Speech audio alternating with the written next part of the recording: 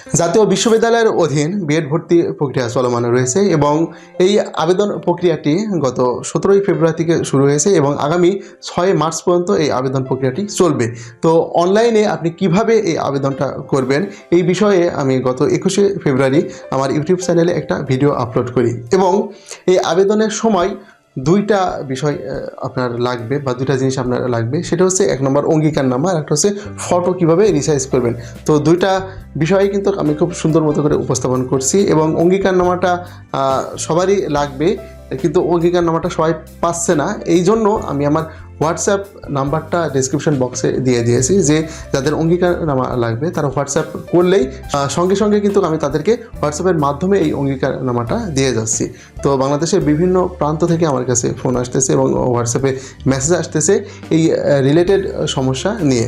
তো আমি চেষ্টা করছি যে আমি যতদূর পারি সবাইকে হেল্প করার জন্য। তো মোটামুটি এখানে অনেককেই আমি সাহায্য করছি এবং অনেককেই আমি অঙ্গীকারনামা দিয়েছি যারা ইতিমধ্যে তাদের আবেদন প্রক্রিয়া কিন্তু সম্পূর্ণ করেছে। তো আমি এখানে বিন্দুমাত্র কিন্তু বিরক্ত হচ্ছি না। আমি এখানে সবসময় একটা জিনিস চিন্তা করি যে আমার একটু শ্রমে কারো যদি উপকার হয় তাহলে এর থেকে বড় সেবা আর কিছু নেই। এই দিকটা বিবেচনা করেই আমি সবাইকে কিন্তু সহযোগিতা করে যাচ্ছি। তো এই বিএড আবেদনের সময় আমার কাছে এক ধরনের সমস্যা সবচেয়ে বেশি এসেছে, সেটা হচ্ছে যারা জাতীয় বিশ্ববিদ্যালয়ের স্টুডেন্ট না বা যারা জাতীয় বিশ্ববিদ্যালয় থেকে পড়াশোনা করে নাই, তারা যখন বিএডে আবেদন করতে যাচ্ছে তখন তারা কিন্তু আবেদন করতে পারছেন না। তো এই রিলেটেড সমস্যাগুলো আমার কাছে বেশি আসতেছে এবং সবাই জানতে চাচ্ছে যে আমি এখন কিভাবে এই আবেদনটা সম্পন্ন করব।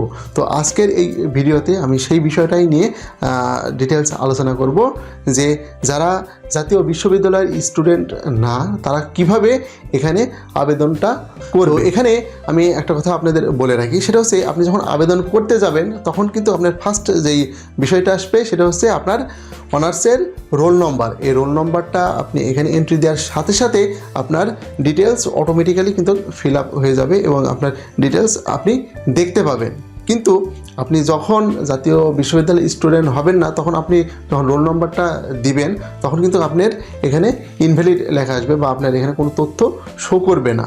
তো এটার কারণ হচ্ছে জাতীয় বিশ্ববিদ্যালয় কেবলমাত্র তাদের আন্ডারে যে সকল ক্যান্ডিডেট রয়েছে বা স্টুডেন্ট যারা রয়েছে কেবলমাত্র তাদের ডাটাবেস সংরক্ষণ করে, অর্থাৎ তাদের তথ্য জাতীয় বিশ্ববিদ্যালয়ের কাছে আসে।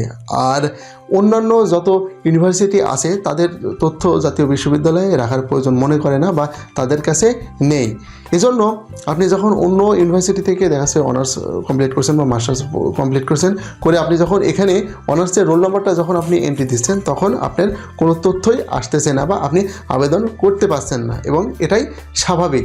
এজন্য আপনার প্রয়োজন হবে একটা হচ্ছে মাইগ্রেশন সার্টিফিকেট, অর্থাৎ আপনি যখন একটা ইউনিভার্সিটি থেকে একটা ইউনিভার্সিটিতে ভর্তি হবেন তখন এই মাইগ্রেশন সার্টিফিকেটটা প্রয়োজন হয়। এখন আসি আসলে মাইগ্রেশন সার্টিফিকেটটা কেন প্রয়োজন হয় বা এটা কি। আপনি দেখা যাচ্ছে ঢাকা ইউনিভার্সিটিতে পড়াশোনা করছেন, তার মানে আপনি ঢাকা ইউনিভার্সিটির স্টুডেন্ট।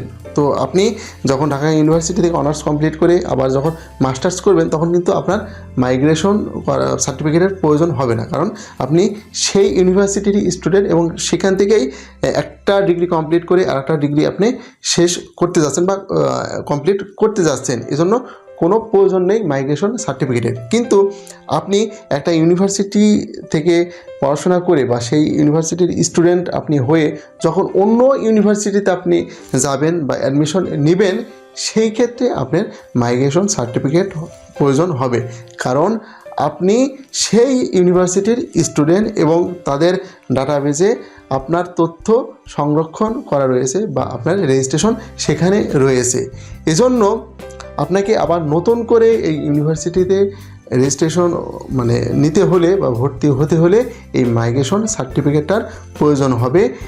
এর দ্বারা এই মাইগ্রেশন সার্টিফিকেট দ্বারা এটা স্পষ্ট হবে যে হ্যাঁ আপনি আপনার ইউনিভার্সিটি থেকে একটা অনুমতি নিচ্ছেন যে আমি অমুক ইউনিভার্সিটিতে ভর্তি হইতে চাচ্ছি। এতে আপনার ইউনিভার্সিটি আপনাকে এই অনুমতিপত্রটা দেবে আর যেখানে ভর্তি হবেন তারাও এই অনুমতিপত্র নিয়েই আপনাকে ভর্তি করবে, যার কারণে আপনি এই বিএডে আবেদনটা করতে পারছেন না। এখন আসি যে আপনি এখন তাহলে কিভাবে আবেদনটা করবেন। তো আপনাদের বলে রাখি, আপনারা যখন এই আবেদনটা করতে যাচ্ছেন তখন কিন্তু আপনি আবেদন করতে পারছেন না। এজন্য আপনি সরাসরি আপনি যেই কলেজে বিএডটা করবেন বা বিএড ভর্তি হবেন সেই কলেজে চলে যান এবং সেখানে গিয়ে সেই কলেজ কর্তৃপক্ষের সঙ্গে আলাপ করেন, তাহলে তারা কিন্তু আপনাকে সঠিক পরামর্শটা দিয়ে দেবে। এবং আপনাকে মাইগ্রেশন সার্টিফিকেট আনতে বলবে, এটা অবশ্যই আপনার ইউনিভার্সিটি থেকে আনতে হবে। তবে এই আনার আগেও কিন্তু তারা আপনাকে ভর্তি নিয়ে নিতে পারে। প্রাথমিকভাবে আপনার কাগজপত্র নিয়ে হয়তো ভর্তি নিতে পারে, পরবর্তীতে সেই মাইগ্রেশন সার্টিফিকেটটা জমা দেওয়া লাগতে পারে। আবার এমন হতে পারে যে মাইগ্রেশন সার্টিফিকেট নিয়ে এসে তারপর আপনাকে ভর্তি হতে পারে। তো আপনি তাহলে কি করবেন, আপনি যদি ন্যাশনাল ইউনিভার্সিটির আন্ডারে যদি কোনো প্রাইভেট কলেজে যদি ভর্তি হতে চান তাহলে সেখানে যান, সেখানে গিয়ে আপনি কথা বলেন, কথা বললেই আপনাকে তারা সিস্টেমটা বলে দেবে। অথবা গভর্নমেন্ট কোনো টিটিসিতেও যদি আপনি ভর্তি হতে চান সেখানে গিয়ে আপনাকে কথা বলতে হবে, বললেই প্রসিডিওরটা আপনাকে বলে দিবে। তাছাড়া আপনি একা একা অনলাইনে এই আবেদনটা করতে পারবেন না। তো এই ছিল মূলত আজকের এই ভিডিওটি। তো যারা ন্যাশনাল ইউনিভার্সিটির স্টুডেন্ট না, অন্য ইউনিভার্সিটি থেকে পড়াশোনা করছেন, তারা যখন ন্যাশনালের আন্ডারে এই বিএড প্রোগ্রামে যখন আপনি আবেদন করতে যাবেন তখন আপনি এই সমস্যা ফেস করবেন এবং এই সমস্যা উত্তরণের জন্য আপনাকে অবশ্যই যেই কলেজ থেকে আপনি বিএড করবেন সেই কলেজ কর্তৃপক্ষের সঙ্গে আগে আলাপ করতে হবে বা কথা বলতে হবে, বললেই আপনাকে প্রসিডিওরটা বলে দেবে। আশা করি বিষয়টি এখন আপনার কাছে স্পষ্ট। ভিডিওটি যদি ভালো লাগে তাহলে অবশ্যই বন্ধুদের মাঝে শেয়ার করবেন, আর এরকম নিত্য নতুন ভিডিও পেতে চ্যানেলটি অবশ্যই সাবস্ক্রাইব করে বেল বাটনটি চেপে রাখবেন। সবাই ভালো থাকবেন, আমার জন্য দোয়া করবেন। আল্লাহ হাফেজ।